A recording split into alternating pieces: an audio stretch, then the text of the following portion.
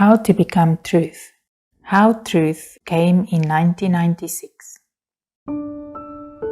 Ever since I was a child, I had given much thought to the questions of where we come from, why we live, and where we go, but all to no avail.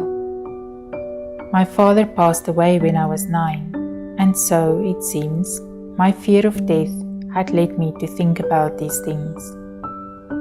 I continued to ponder about these questions later on in my life, but there seemed to be no way to find the answers. In my 30s, I delved deeply into religious literature, but this too did nothing to satisfy my questions. So I decided I would meditate on them by myself someday. At the time, I was running a private educational institute, so I made up my mind to make some more money and, in a year or two, have a nice building constructed. And then afterwards, I would go to the mountains, build a cottage near a stream, and seek enlightenment on the questions of our origins, why we live, and where our destination lies. Around the end of December 1995, I set off to Gaia Mountain.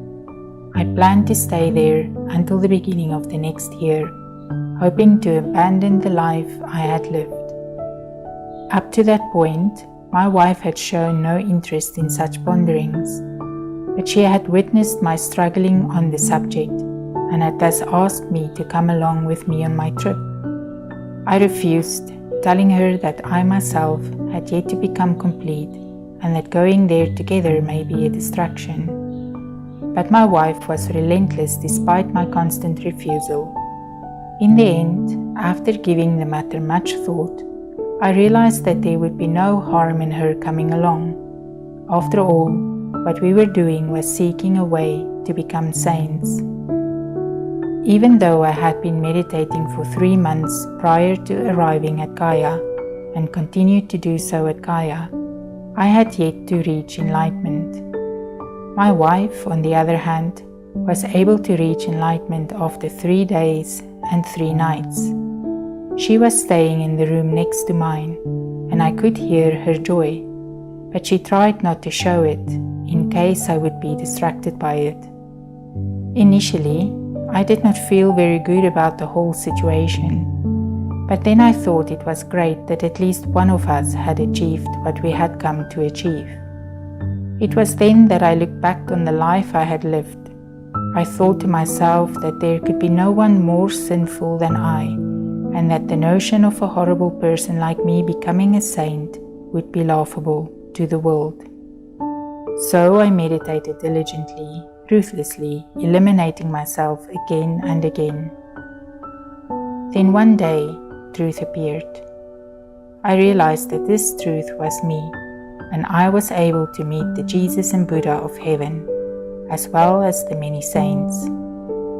I realized that because I was truth, it had become my fate to teach this truth to the people of the world. So in June 1996, I gave up my business, and starting in November of the same year, I turned my attention solely to teaching people truth. At first, I met with people once a month. Gradually, more and more people joined, and so our meetings became twice a month, then later 4 times a month. To date, over 100,000 people have practiced this meditation and have become enlightened of truth.